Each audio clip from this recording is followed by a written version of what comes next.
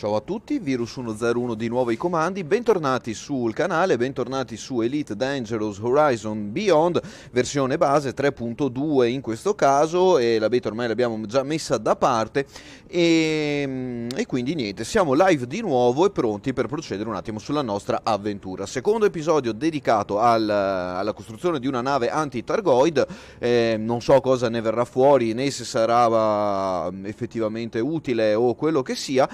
Ovviamente la prova del 9 l'avremo nel momento in cui andremo a cercare di abbattere il nostro primo mostro alieno, e fino a quel momento possiamo fare solo delle considerazioni sui punteggi e sugli eventuali outfit che stanno finendo dentro questa nave. Allora, velocemente un piccolo aggiornamento, quindi non sarà una live lunghissima. Cosa ho fatto? Sono andato semplicemente e molto tranquillamente a completare la parte dei moduli appunto della nave. Quindi cosa succede? Ho caricato tutto quello che potevo caricare e per il momento siamo più o meno a posto con i moduli. Quindi volevo mettervi a parte un attimo dei progressi che sto portando avanti, e quindi adesso la prima cosa che andiamo a fare è vedere un attimo l'outfitting e come è stata impostata la nave in versione, diciamo, stock, quindi con tutto quello che è comprabile e tuttora è allo stato attuale non ingegnerizzato. E nel frattempo diamo il benvenuto anche a Capitano End, benvenuto, bentornato in canale. Come dicevo prima, andiamo a vedere un po' l'outfitting di questa anaconda fatta per andare a combattere i Targoid. Ovviamente non è pronta, non è fatta, non è finita, perché a questo punto qui ho completato quello che si suol dire essere la parte facile.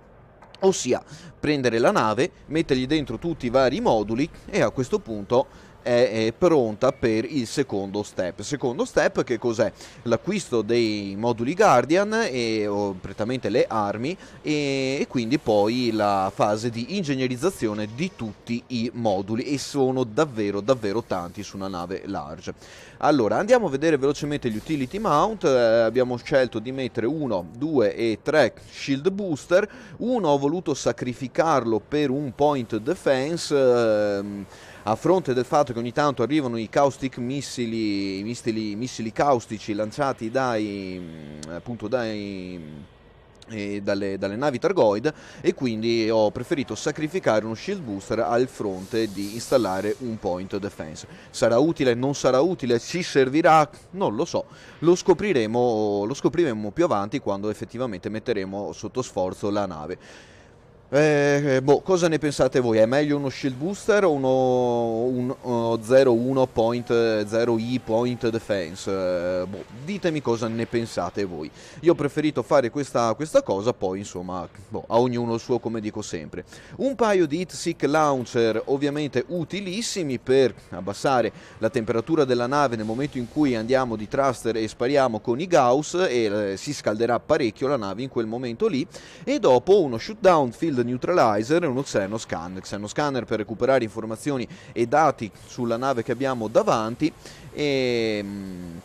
e praticamente quello è l'utilità dello xenoscan. Lo shootdown field neutralizer serve invece per evitare che la nave Targoid ci spenga la nave, perché quando uccidiamo il terzo o il quarto cuore, adesso non mi ricordo, comunque è una delle skill, chiamiamole così, una delle abilità delle navi Targoid, lanciano questo field, questo campo di neutralizzazione, tipo una scossa elettromagnetica, quello che sia, e praticamente alla fine, in soldoni in gioco, ci si spegne completamente tutta la nave per un bel po' di tempo, e questa cosa è meglio evitarla con questo modulo. Va usato con il corretto timing, tenuto attivo fino a che il campo di neutralizzazione è attivo, e quindi lì bisogna, diciamo, avere un po' di abilità manuale per poterlo usare. Per rispondere a Capitano End, se volessi affrontare un Targoid devo assolutamente ottenere le armi Guardian e ingegnerizzare i più moduli possibili? Sì.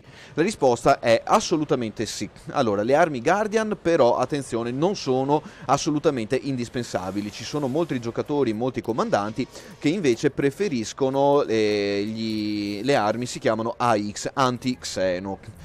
Vediamo se ce n'è qualcuna qui a disposizione sotto Experimental. Guardian Shard Cannon, Guardian Gauss Cannon, Guardian Plasma Charger, no, le AX Weapon non si trovano qui, non mi ricordo più dove si trovano.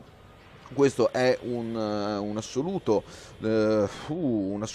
mancanza da parte mia. Non sono così facili da trovare comunque, e sono, almeno all'epoca quando ero andato a comprare i missili, ce li ho qua da qualche parte, perché li avevo comprati all'epoca. Vediamo. Multican, eccoli qua. Per esempio gli X Missile Rack, eccoli qui, non si trovano dappertutto. Adesso sono piazzati a Diaguandri, vabbè, dove sia. Comunque, queste armi qui sono quelle proprio anti-Xeno e sono le uniche disponibili non Guardian acquistabili dagli umani e venditori da qualche parte. Googlatevi questa cosa, mi scuso se non mi ricordo dove sia, ma le cose da ricordare sono tante e questa cosa mi sfugge al momento, quindi eccolo qua. E guarda, io ci ho provato ad andare lì, ma fidati che le armi normali contro i Guardian non fanno niente. E anche perché sfoderi l'ennesimo problema delle informazioni del gioco, perché le armi hanno due parametri, che uno è il danno anti-umani e due è il danno anti-targoid.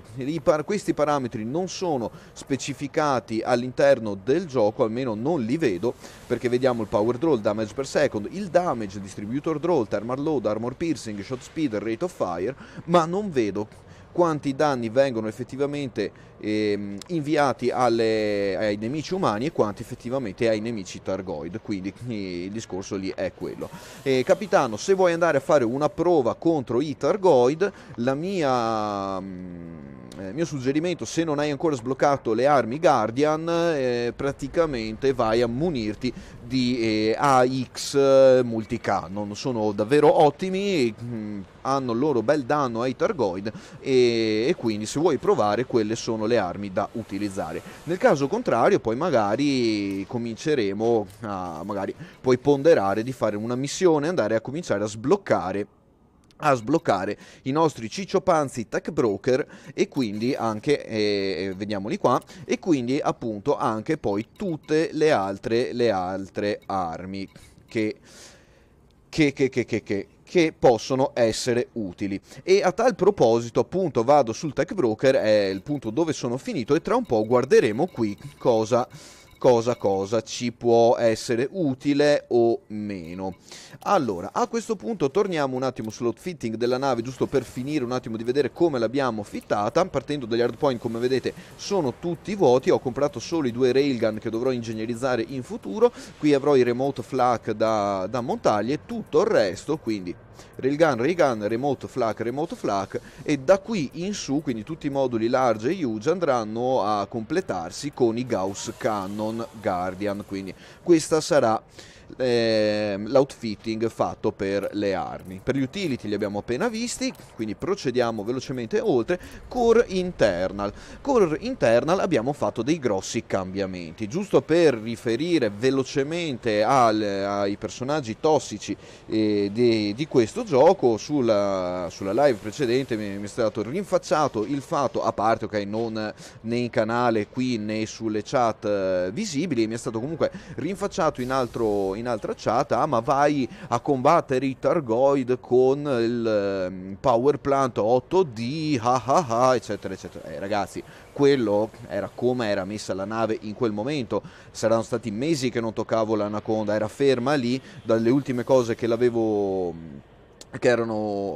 dall'ultimo utilizzo della nave appunto fatto in precedenza, quindi erano passati davvero mesi. Quella nave era fatta, come lo vedete anche sulle precedenti live dedicate alle navi, su precedenti video scusate, dedicati alle navi large, era fatta per poter utilizzare una nave large senza spenderci sopra troppi milioni.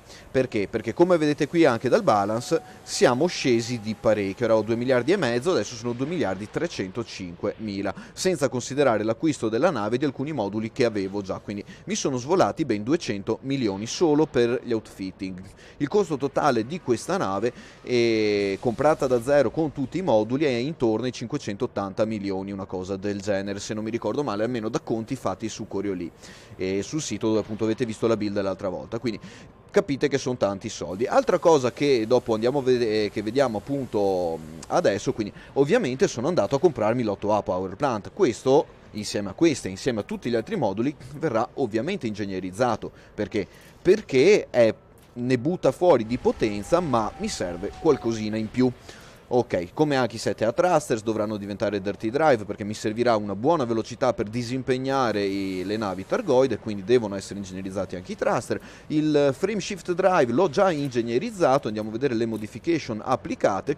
Ha un optimize mass di più 61,2%, quindi ho fatto il 100% delle nuove ingegnerizzazioni. Considerate, da quanto non toccavo questa nave avevo ancora i legacy e mod sopra, quindi ho dovuto anche lì aggiornare il tutto. Era una nave ferma, quindi appunto da parecchio, giusto appunto per confermare che l'8D Power Plant visto e tutti i moduli visti velocemente nel live precedente ovviamente sono stati buttati via e sostituiti con quelli che saranno invece effettivamente utili. Un bel mass manager come effetto secondario, e quindi l'FSD è pronto all'uso.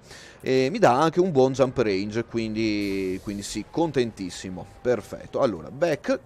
Torniamo indietro. 5A Life Support, anche questo aggiornato dalla versione precedente. 8A Power Distributor, anche questo aggiornato dalla power precedente. 8D Sensor Suite per tenerli ovviamente, per tenere un po' più bassa la massa della nave. E 5C Fuel Tank, proprio così. È quanto, non mi serve altro, quindi capacità 32, e dovremo stare molto attenti perché se questa nave ciuccia parecchia benzina quando faccio i jump. Andiamo oltre, quindi velocemente. Optional internal 7C B-Wave Shield Generator, ovviamente non uno scudo top, perché tanto i Guardian gli scudi ve li ignorano. Dopo, se volete passare a qualcosa di più croccante, a qualcosa di più potente, cioè ben venga, potenziate e mettete degli scudi un po' più comodi. 7 B-Wave vengono usati, Wave, quello che sia, vengono usati perché? Perché si ricaricano molto facilmente. Questo unitamente a un power, vediamolo qua, unitamente a un power distributor charge, è una buona combo, quindi questo giusto per parlare appunto degli shield. Un 6A fuel scoop, ovviamente, se no non ci arriviamo, e questo ovviamente ormai è di prassi montarlo sulle navi. Altra cosa, 6A Shield Child Bank, ben due moduli dedicati agli Shield Child Bank. Perché? Perché ovviamente anche qui se i Targon si fanno troppo fastidiosi, quindi gli Swarm cominciano a calarci giù gli scudi, o anche i Thargoid stessi, possiamo ripristinare un po' il 7C B-Wave Shield. Ovviamente anche qui è una scelta un po' personale, 2-1 per un Hull Reinforcement Package in più. Non lo so, intanto sto seguendo questo, poi ovviamente vedremo eventuali regolazioni più avanti. E dopo appunto la parte dedicata agli scudi, parte la parte quella dedicata allo scafo della nave. Lo scafo della nave dovrà essere il più resistente possibile quando andate a combattere quei maledetti alieni, e quindi qui, come vedete, parte tutto il Hull Reinforcement Package fin dove è possibile. Abbiamo 1, 2, 3, 5D, un 4D e un altro 5D nel Military Compartment. Quindi tutto ciò ci dà un integrity di ben 3727.5 punti, che non è sto granché, perché devono ancora essere ingegnerizzati, però per una nave stock ovviamente non è male. È bella solida, un bel mattone, un gran bel sasso duro da abbattere già ora. Il SRV che vedete qua è solo meramente per motivi di recupero materiali attuali, perché questo modulo qui verrà sostituito con un altro modulo Reinforcement Package quando sarà il momento. Siccome i moduli non sono ingegnerizzabili, e a questo punto mi sono messo un attimo un SRV, perché se devo andare a recuperare un po' di materiali per ingegnerizzazioni e cose varie, mi serve avere un SRV, come anche il planetari, oddio no, non l'ho messo, eccolo qua invece sì, e come anche l'Advanced Discovery Scanner verrà anche lui sostituito con un Hull Reinforcement Package di grado 2, quindi si raggranella proprio tutti i punti scafo possibili con i moduli a disposizione della nave. Questo va a completare un attimo questo va a completare un attimo la parte degli optional internal, e tra un po' vedremo anche i vostri messaggi. Ma sì, beh, effettivamente non c'è molto altro da vedere. Abbiamo visto Hardpoint, Utility, Core Internal, Optional Internal e vabbè, Livery, Stored Modules non ci interessa a questo punto. Ok, quindi per andare a vedere un attimo in chat, i moduli assolutamente da ingegnerizzare, praticamente sì, e per rispondere a Capitano End, sì, va ingegnerizzato praticamente tutto all'interno della nave. Vanno ingegnerizzati anche gli utility questi qua andranno ingegnerizzati completamente tutti, gli Zik Launcher andranno ingegnerizzati, i Shield Booster andranno ingegnerizzati, gli Shield andranno tutto, perché per andare a combattere i Targoidi bisogna essere veramente a ciccio duro, come si suol dire, quindi così. Per salutare anche comandante Ozymandias, grandioso nome, giusto per non citare Watchmen, ok, grazie per il messaggio, quindi ragazzi, se qualcuno all'ascolto vuole iniziare o andare anche semplicemente a vedere la battaglia, contattate appunto Commander Ozymandias e vedetevela un attimo di raggiungerli nelle loro zone di caccia al Targoid. Quindi anche lì è bello farlo insieme perché diciamo che sì, confermo, l'UL deve essere alle stelle assolutamente, tutto quello che potete mettere su l'UL mettetelo, un po' anche i moduli perché hanno bisogno di un po' di protezione. C'è chi a volte preferisce anche sacrificare qualcosina per mettere degli autofill maintenance unit o altre cose, poi sono scelte personali. Di certo l'UL deve essere il più alto possibile. Comunque, chiusa parentesi, e tornando a parlare un attimo delle battaglie anti-Targoid, se riuscite a essere in 2-3 può anche essere molto molto stimolante la battaglia, perché dopo ci saranno giocatori che punteranno sul DPS e giocatori che punteranno un attimo sul tank, quindi ci sarà chi andrà ad attaccare i cuori, chi proteggerà gli altri dagli swarm o da quello che sia, insomma. Quindi giocare in 2 o 3 andando ad attaccare i Targoid è una cosa bella da fare, dai, è divertente, ci si diverte un attimo tutti insieme, quindi in quel caso lì non serve avere la super nave, basta che le navi che vanno siano equipaggiate adeguatamente. Comunque, finita questa digressione sui moduli installati eccetera eccetera, e allora io vado a fare un'altra cosa veloce. Sono contento, Commander, sono contento, sì. Beh, dai, alla fine Watchmen è sia un film che un fumetto molto molto bello. Ho avuto modo di vederlo e restarne affascinato. Penso sia una delle storie più belle che ho visto trascritte e messe come film, perché anche il film era molto molto davvero bello. Mi è piaciuto parecchio. Il fumetto purtroppo non l'ho letto, e anche perché sono molto più legato ai manga giapponesi, e magari se un giorno mi capiterà lo leggerò. Comunque, chiusa parentesi, procediamo oltre, andiamo sugli hardpoint e vediamo cosa devo andare a montare come hardpoint. Partiamo dallo huge hardpoint, browse shop, andiamo sugli experimental e come vedete qui abbiamo i shard cannon, i plasma charger e i guardian gauss cannon. Costano 530.000 di grado 2B fixed. Mi sovviene un dubbio per il quale mi sposterò un attimo velocemente sia me che voi all'interno del browser, sempre se si decide a prendere il browser. Ok, oh, eccolo qua. Quindi torniamo un attimo sulla build che stavo seguendo e andiamo a vedere un attimo gli hardpoint. Come vedete gli hardpoint Guardian sono tutti di grado 2, quindi non ce ne sono di più grandi di grado 2.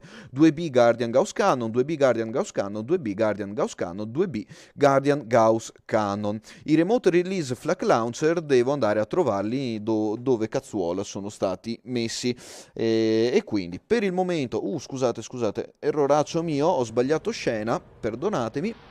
Eccoci qui, torniamo in game e quindi andiamo a comprarci i nostri 2B Guardian Gauss Cannon.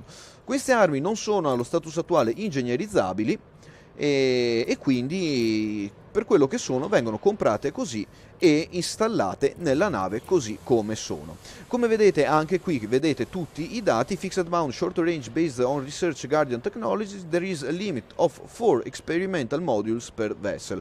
Quindi ricordatevi che solo 4 moduli sperimentali, per questo ci fermiamo ai 4 Guardian Gauss, no Shard, Guardian Gauss. Ok, perfetto. Allora, i Guardian Gauss Cannon ci danno un power draw, un damage per second, un damage, un distributor draw, un thermal load, un armor piercing, maximum range e un rate of fire. E quindi, come vedete, neanche qui, quindi neanche un'arma che nasce assolutamente anti-Targoid, ci riesce a dare un'idea di quanto danno viene inoltrato al Targoid rispetto al danno umano. Comunque noi ci interesserebbe, sì, perché sarebbe bello poter vedere effettivamente quanti danni andiamo a fare. Guardiamolo anche qui una volta montato, come vedete anche graficamente è molto molto molto simile come modello 3D all'architettura Guardian, quindi sì, carino, bello, ci piace anche come è fatto esteticamente.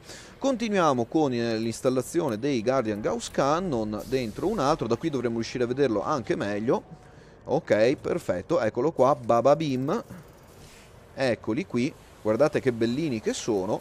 E quindi adesso montiamo anche il quarto e ultimo Experimental Gauss Guardian Cannon. Cannon Gauss Guardian, Guardian Gauss Cannon o Guardian Cannon Gauss, quello che sia, comunque ci siamo capiti. Quindi anche qui 530.000 a modulo, e come vedete già da qui vediamo che la nave non li regge, cioè il Power Plant 8A non riesce a reggere lo sforzo di tutto quello che è stato installato nella nave. Allo status attuale poco mi importa, perché andrò semplicemente a fare una cosa. Sì, ok, set fire group, grazie per ricordarmelo. Come vedete siamo assolutamente in rosso, e quindi io quello che vado a fare a questo punto è insufficient power, lo so, vado a disabilitarli e a praticamente spegnerli tutti e quattro, perché gli Shield Shell Bank tutto quello che ho installato nuovo richiederà un sacco di potenza. Perfetto, tornando a noi, poi tornando un attimo sul Tech Broker, ok, eccolo qui. Come vedete, a questo punto io potrei sbloccare anche altre cose, tipo il Guardian Shard Cannon, il Class 1 Guardian Gauss Cannon. Una volta erano tutti assieme, mi pare, o mi sbaglio? Non lo so, guarda, proprio lapsus mio. Allora, lo Shard Cannon, eccoli qua, e poi basta. Stavo guardando se c'erano i... abbiamo anche i Javelin Fighter, Shard Launcher, beh dai, non è male. Ci manca solo un Vessel Blueprint, neanche tanto. Comunque Guardian Shard Cannon, Guardian Plasma, Guardian Hull Reinforcement addirittura. Magari un giorno li proveremo anche questi, poi non lo so. Comunque come vedete altri Lance Fighter, quindi tutto lanciabili dalla Fighter Bay, e basta. Quindi il Technology Broker, Ayla Estes, ha Snodgrass Orbital, sistema Dishi, sappiate che ha tutto praticamente per i Guardian. Io mi sono trovato bene da questo Tech Broker e continuerò a venire a trovarlo qualora e quando mi servirà. Ok, Plasma Charger, altre armi Guardian, e quindi così. Per rispondere a questo punto a Capitano End, allora, beh, tornando sul discorso armi, cioè anche te è personale. Comunque, i due small, sapete quanto odio vedere mount small, slot small sulle navi large. Però ci sono e in qualche modo possiamo anche utilizzarli. I railgun sono comodi perché fanno danni sia termici che cinetici e hanno un buon armor piercing e bla bla bla, e quindi questi possono essere utili nel momento in cui il Targoid tirano fuori gli scudi, perché sembra di no, ma anche le navi Targoid hanno gli scudi, quindi quando gli fate saltare per aria i cuori ci saranno dei momenti in cui i Targoid estrapolano gli scudi. Bene, per darvi una manina a tirarli giù, diciamo che le armi small sono un po' poco efficaci, ma i railgun, essendo molto potenti e anche se opportunamente ingegnerizzati, possono darvi un'estrema mano anche in questo senso. Ovviamente quando andiamo a combattere i Targoid, tutto quello che riusciamo a spremere dalla nostra nave con le ingegnerizzazioni e cose varie lo possiamo fare. Eventualmente buttaci su anche magari dei beam laser, dei burst laser o qualcosa del genere, ti daranno una mano nel frangente in cui il Targoid estrarrà gli scudi. Diciamo che non sono armi prioritarie, però anche perché gli scudi dei Targoid durano solo un certo tot di tempo, poi si spengono da soli, quindi nel caso in quel momento lì motori a tutta manella, ve ne svolazzate un po' in giro, fate fuori gli Targon Swarm che ci sono in zona, cercate almeno di tenervi a distanza dalla nave Targoid finché non gli si scaricano gli scudi, quindi non sono così prioritarie queste. Queste invece, che non vediamo ancora ma vedremo magari nella prossima puntata appena andrò a comprare, i Remote Release FLAC, quello che sia, sono invece utilissimi. Senza questi sarà davvero davvero difficile. Perché? Perché i Targon Swarm sono tanti, sono un po' complessi da abbattere con armi convenzionali, diciamo, quindi vi servirà qualcosa che faccia danni ad area, quindi una bella arma AOE, Area of Effect, come cavolo effect, non mi ricordo l'acronimo, comunque AOE, quindi un'arma che fa danni ad area, e i Remote Release Flak sono perfetti per questo scopo. Dopo ovviamente ognuno gioca a modo suo e ognuno si sceglierà il suo equipment delle armi. Quindi qui possiamo montare 4AX multicannon oppure i Guardian Gauss Cannon, c'è anche chi utilizza altre tipologie di armi, dopo è un po' personale. Questa è la strada che io personalmente ho deciso di seguire. Bene ragazzi, allora a questo punto, detto ciò, cosa ci resta da fare?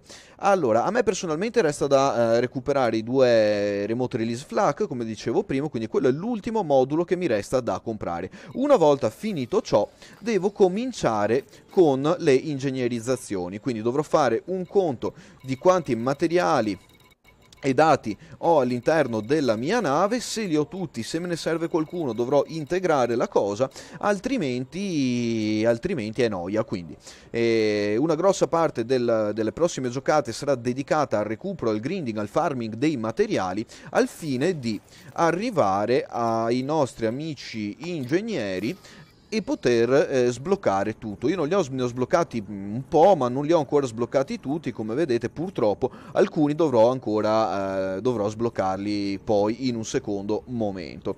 Professor Palling sarà l'ultimo che andrò a visitare, perché mi dà gli engine and thrusters, e anche perché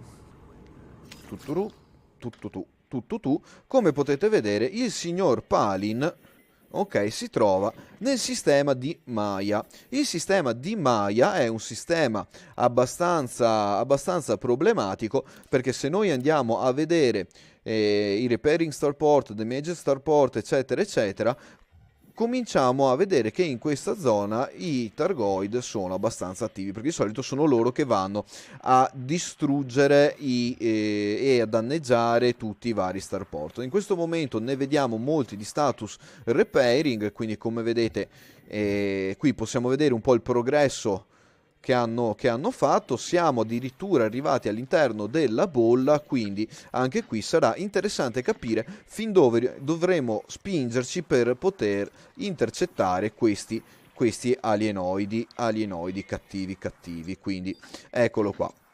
Detto ciò, e visto questo ciò, altro da dire non ne abbiamo, ragazzi. Questo, ho detto, non era una live lunghissima.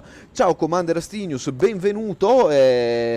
Purtroppo siamo addirittura di arrivo e niente, dai, facciamo un piccolo riepilogo finale. Allora, dicevamo, oggi abbiamo visto lo status attuale della mia Anaconda, Starport Service, dai, outfitting, veloce. Oppala, allora, eccoci qua, dai. No, dai, eccolo qui. Mamma mia, non mi ha preso lo spazio. Allora, cosa dicevamo? Abbiamo quasi completato tutta la parte degli hardpoint, quindi Gauss Cannon li abbiamo tutti, mi mancano i Remote Release Flak e qui ci siamo. Utility Mount sono fatte praticamente tutte, a parte questo dubbio che ho su uno Shield Booster rispetto a un Point Defense. Per il momento lascerò così, poi magari vedremo in un futuro. Core Internal, comprato tutto, dal Military Grade, l'8A Power Plant, 7A Thruster, eccetera. E quindi lì ci siamo. Optional Internal, anche qui praticamente il 90% è fatto tutto. L'unica cosa da sistemare è questo Planetary Vehicle Hangar, che dovrà diventare un 4D Reinforcement Package, e questo Advanced Discovery Scanner, che per il momento mi serve, che dovrà diventare a sua volta un 2D Hull Reinforcement Package anche lui. Quindi uniche piccole modifiche da fare, e per il resto tutti i moduli stock che servivano sono stati installati. Ah sì, piccola integrazione, ragazzi, dove andare a comprare queste cose. Allora, come dicevo in precedenza, prediligete i sistemi Li Yong Rui. Vi faccio vedere un paio di immagini. Perché Allora abilitiamo un attimo questa, eccola qui, come la vedete in questo momento qui, questa è relativa al Military Grade Composite, comprata da un sistema Lee Yong-Ru, invece di 130 milioni vi costa solo 109 milioni, quindi è davvero una cosa buona e giusta. Adesso ne vado a prendere un'altra d'immagine, questa, ok, perfetto, dove vedete il costo di un 8A Power Plant dentro i sistemi di Lee Yong-Rui, 96 milioni rispetto alla media galattica di 116 milioni. E sì, confermo i 132 milioni invece dell'altro modulo che stavate guardando prima. Quindi come vedete andare a comprare le cose Lee Yong-Rui è davvero davvero conveniente. Vi risparmiate davvero un sacco un sacco di cucuzze. Bene, torniamo un attimo in game. Tornando in game, cosa andiamo a vedere? Allora, vediamo. Ah, ok, perfetto, ottimo, grazie Stinius della tua news. Magari se vuoi dopo anche lasciare all'interno dei commenti del video che ne seguirà il link al gruppo, ben venga, vedrò di ripubblicarlo qualora YouTube dovesse bloccare in quanto vede dei link. Quindi se vuoi postalo pure, anzi assolutamente ben venga, grazie, perché questa cosa ci aiuta e aiuta tutti. Capitano, sì, solo 109 milioni, e abbi pietà, rispetto a 132 comunque è una bella differenza, sono 23 milioni di differenza, quindi capite che alla fine è molto molto utile risparmiare qualcosina. Lee Yong-Rui ci consente di fare questo, e quindi svolazzatevi un po' nei suoi starport, negli starport controllati da quel potere, e divertitevi a risparmiare un po' di soldini. Perfetto, perfetto. Allora, un attimo che vi abilito il link, quindi eccolo qui, grazie Commander Astinius, anzi me lo copio anche pure, copia indirizzo, eccolo qui, andiamo a vederlo subito. Perfetto, accettiamo l'invito, quindi grazie, ed eccoci qua. Allora, giusto per il dovere di cronaca, eccoci qua. Come vedete, da qui poi si parte e si procede, a parte il Discord o quello che sia, ok, da qui c'è il gruppo, eccolo qua, Anti-Xeno Initiative, e da qui poi potremo andare a dialogare con tutti i vari membri del gruppo. Adesso spengo un attimo questa cosa, ritorno in gioco. Ah, ma è stasera che sbaglio a cliccare tutto? Mamma mia, forse non è solo stasera, ma capita spesso. Comunque, vabbè, non importa. A questo punto, ragazzi, facciamo una cosa easy. Torniamo un attimo sulla nostra superficie. Io a breve vado a completare l'acquisto dei moduli che serve, e dopo inizierò la fase di ingegnerizzazione. Quindi lì dovremo riuscire a rivederci giovedì con la prossima live di Elite Dangerous dedicata alla preparazione della nave. Come potete vedere non è così semplice, ma non è neanche l'unica. Ho visto giocatori riuscire a combattere Targoid con navi medium, quindi con una spesa decisamente inferiore. Adesso ci facciamo un giretto intorno alla nave, la verniciatura rimane lì, è l'ultimo dei miei problemi recuperare la verniciatura della nave. Comunque questa è l'anaconda con cui andremo alla fine a combattere i nostri amici cicciopanzi Targoid. E cos'altro dire? Cos'altro dire? Tac tac tac. Come di consueto ormai andiamo a salutarci. Ok, quindi ciao a tutti ragazzi, e alla prossima. Quindi sì. Sì, prima di chiudere velocemente, sì, Astinius, confermo, ho già visto il canale announcement e tutto quanto, quindi dopo darò anch'io un occhio al discorso. Posterò il link anche nei commenti, nella descrizione poi del canale, quindi grazie davvero per l'integrazione.